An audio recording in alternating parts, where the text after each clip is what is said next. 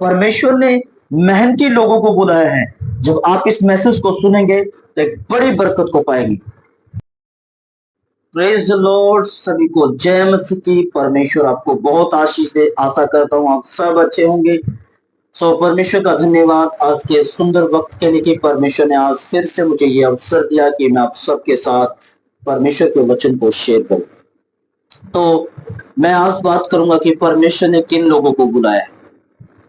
परमेश्वर ने मेहनती लोगों को बुलाया है। हालेलुया। तो आइए हम परमेश्वर के वचन में चलते हैं, क्योंकि वचन जब खुलता है तो शैतान को दिक्कत होती है और किसी को नहीं। तो हमें शैतान को और ज्यादा दिक्कत देनी है ताकि हमारे रास्ते और ज्यादा खुल जाएं। हालेलुया।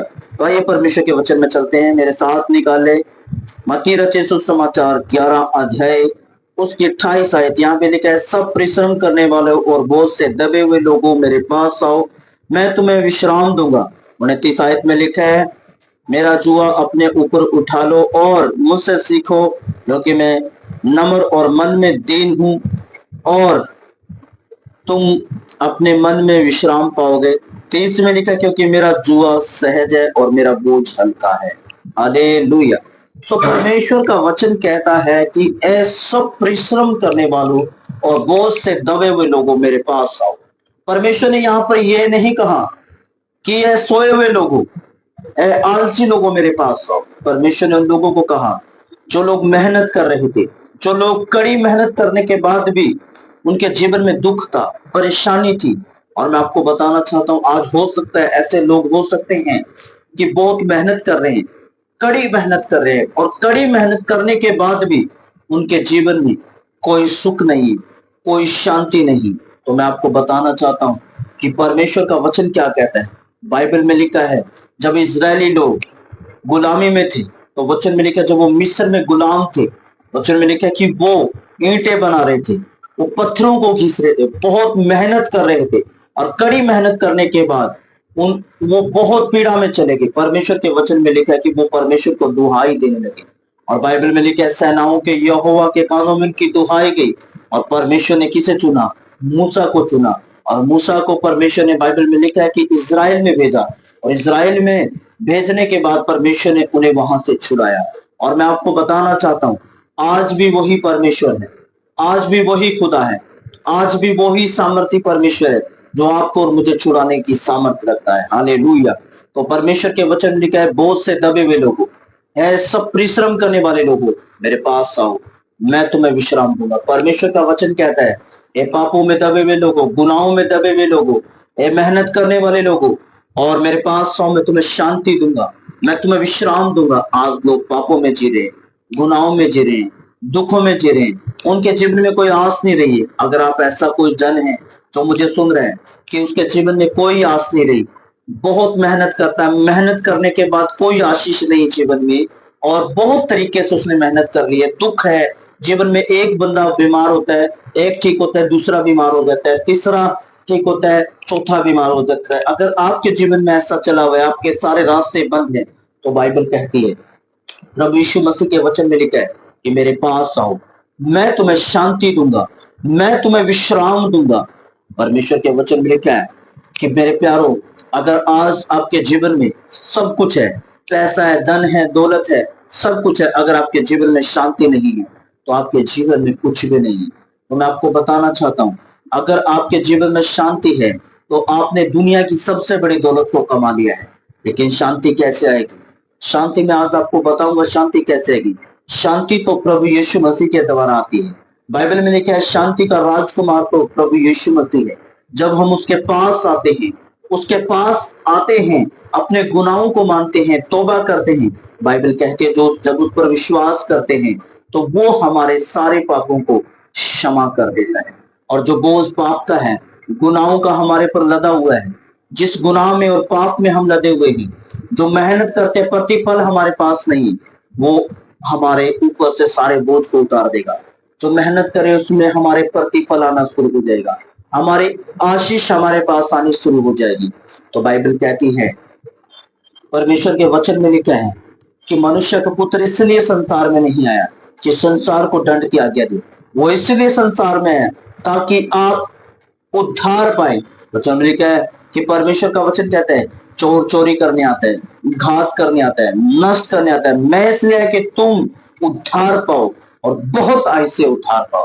परमेश्वर का वचन कहता है प्रभु यीशु मसीह का आने का मकसद यही है कि आप आज परमेश्वर के वचन को सुनने के बाद आप एक बड़ी आशीष को अपने जीवन में प्राप्त कर सके। मेरे प्यारों, अगर आप आज पाप से और गुनाह से दबे हुए हैं और आप बाहर नहीं निकल रहे हैं, मैं आपको बताना चाहता हूँ आज एक ही मात्र रास्ता है, वो यीशु मसीह है। जब आप यीशु मसीह के पास आएंगे, वो आपके सारे गुनाहों को क्षमा कर देगा, वो आपके सारे पापों को क्षमा कर देगा, वो आपकी सारी गलतियों को क्षमा कर देगा। क्योंकि बाइबल में लिखा है जब आप उसके पास आते हैं, बाइबल कहती है मार्ग और सत्य और जीवन यीशु मसीह। अगर आपको पिता के पास जाना है तो पिता के पास जाने के लिए प्रभु यीशु मसीह के पास आना पड़ेगा। तो अगर आप चाहते हैं कि आपकी मेहनत फल लेकर आने लग जाए और आपके गुनाह क्षमा हो जाए, आपके पाप क्षमा हो जाए, तो अगर आप चाहते हैं तो आज आप प्रभु यीशु मसीह के पास आए और पूरा मन बनाकर आए। जो लोग वो पहले लोगों की बातों में आकर बैकस्लैट हो गए थे, प्रभु को भूल गए थे, आज वो लोगों को भी प्रभु यीशु मसीह पुकार रहे, आपको भी प्रभु यीशु मसीह पुकार है। आप कहीं से भी सुन रहे हैं मुझे, प्रभु यीशु आपको पुकार है। वो कह रहा है मेरे बेटे मेरी बेटी मेरे पास आ, मैं तुझे विश्राम दूंगा, मैं तुझे शांति दूंगा। संसार में दुख है, संसार में परेशानियां हैं, बाइबल कहती है डरस बांध, मैंने संसार को जीत लिया है। हालेलुया, परमेश्वर ने संसार को जीत लिया है और आप उसके पास जब आएंगे तो वो आपके लिए एक बड़ी शांति और एक बड़े अनुग्रह को और एक बड़े ग्रेस को आपको देगा और आपका जीवन पूरी तरह से बदल जाएगा। हालेलुया, क्योंकि लिखा है, बाइबल कहती है कि जब सेनाओं के यहोवा के कान में इस्राएलियों की चिल्लाहट गई, इस्राएलियों का रोना उसके कानों तक पहुंचा, तो परमेश्वर के वचन लेकर परमेश्वर ने उन्हें छुड़ाने के लिए तुरंत प्लान बनाया और उन्हें बाइबल कहती है परमेश्वर ने उन्हें उस गुलामी से छुड़ाया। तो परमेश्वर आज आपको भी छुड़ाने के लिए जा रहा है। परमेश्वर आज आपको आपके जीवन में भी एक बड़े परिवर्तन को लेकर आने के लिए जा रहा है, आपके जीवन में भी एक बड़े बदलाव को लेकर आने के लिए जा रहा है। तो जब आप यीशु के पास आएंगे तो आपके सारे पाप क्षमा कर दी जाएंगे, सारी गलतियां क्षमा कर दी जाएगी, सारे गुनाह क्षमा कर दी जाएंगे। क्योंकि लिखा है, बाइबल कहती है कि वो हमारे लिए मारा गया, हमारे लिए गाड़ा गया, हमारे लिए तीसरा दिन जी उठा, वो आज भी जिंदा है। अगर हम उसके पास आते तो हमारी सारी गलतियों को गुनाहों को क्षमा करते हैं। इतिहास गवाह है, दुनिया के सारे इतिहासों को आप पढ़ लेंगे, किसी भी इतिहास में आपको ऐसा खुदा नहीं मिलेगा जो मरकर जी उठा है। बाइबल साबित करती है यीशु जी उठा है। आज से आप जितने भी दुनिया में जितने भी ग्रंथ है, सारे ग्रंथों को पढ़ दें, लेकिन इस ग्रंथ के बराबर कोई भी ईश्वर, कोई भी खुदा नहीं है जो मरकर जी उठा हुआ। सिर्फ जो मर गए दोबारा जी नहीं उठे, वो दफनी कर दी गई। हालेलुया, जो मर गए वो मर ही गए, लेकिन दोबारा उन्होंने कोई प्रमाण नहीं दिखाई दिया, उनका जी उठने की कोई वो ना दिखाई दी। लेकिन बाइबल में, परमेश्वर के वचन में जब आप देखेंगे, यीशु कब्र में रखा गया, एक दिन कब्र में रहा, दूसरा दिन कब्र में रहा, तीसरा दिन कब्र भी उसको छोड़ने के लिए तैयार हो गई। बाइबल कहती है वो जी उठा और मरकर जिंदा हुआ और वो आज भी जिंदा है। अगर हमने कोई गुनाह किया, पाप किया, आपने कोई गुनाह किया, पाप किया, आपके सारे गुनाह और पापों को क्षमा कर देगा। तो आइए हम पश्चाताप के हालत में उसके सामने आएंगे। मैं आपके लिए प्रार्थना करूंगा फिर, और मेरे पीछे बोले प्रभु यीशु मैं आपके चरणों में आता हूँ, अपने सारे गलती और गुनाह पापों को मानता हूँ, मेरे सारे गलती गुनाहों को आप क्षमा कर दीजिए, मेरे सारे पापों को आप क्षमा कर दीजिए, मेरे पर दया कर लीजिए प्रभु जी, मेरे पर अपना अनुग्रह कर लीजिए प्रभु जी। और मेरे प्रभु मैं विश्वास करता हूँ कि आप मेरे लिए मारे गए, गाड़े गए, मैं विश्वास करता हूँ आप तीसरा दिन जी थे। अब इस बात पर मैं भरोसा करता हूँ, मैं अपने सारे पाप मानता हूँ, सारी गलतियां मानता हूँ। प्रभु आप अपने पवित्र लहू को देखकर मुझे क्षमा कर दीजिए। बोलो मेरे पर दया करो प्रभु, मेरे पर दया करो प्रभु। अपनी आंखों को बंद करो, पवित्र आत्मा को टच करे, परमेश्वर की सामर्थ्य को टच करे, अंधकार के बंधन आपके जीवन से टूट जाए, शैतानी आत्मा आपके घरों से छोड़कर निकल जाए और भाग जाए, अंधकार के सारे बंधन टूटने शुरू हो जाए, सारी रस्सियां कटनी शुरू हो जाए, आपके बोझ हल्के होने शुरू हो जाए, आपके जीवन में विश्राम आना शुरू हो जाए, आपके घरों में सुख शांति आनंद, परमेश्वर की दया, परमेश्वर का अनुग्रह आना शुरू हो जाए और वह दुष्ट आपके घर से निकल जाए, आपके जीवन से निकल जाए, बीमारी के बंधन बंधन टूट जाए, शैतान के बंधन टूट जाए, अंधकार के बंधन टूट जाए। पवित्र आत्मा के को छुए और चंगा करे, छुटकारा दे, जिनके काम आज तक नहीं बने थे और वो परमेश्वर की सामर्थ्य के द्वारा विजय को प्राप्त करे यीशु के नाम से। आपके बड़े बड़े रास्ते खुलते हुए नजर आए यीशु के नाम से। मैं धन्यवाद करता हूँ पिता कि जितने लोगों ने आज का वचन सुना है वो ब्लेस और आशीषित होकर। मैं सारी महिमा आपके जीवित और पवित्र नाम को देता हूँ। प्रार्थना यीशु के नाम से मांगता हूँ, आमीन।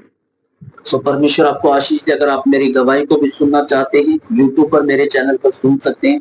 परमेश्वर आपको आशीष दे। और अगर आप मेरे चैनल पर नए हैं तो चैनल को सब्सक्राइब करें, बेल को प्रेस करें। जब भी कोई भी वीडियो अपलोड यूट्यूब पर होगी तो आप तक पहुंच पाएगी। सो गॉड ब्लेस यू, सबको जय मसीह।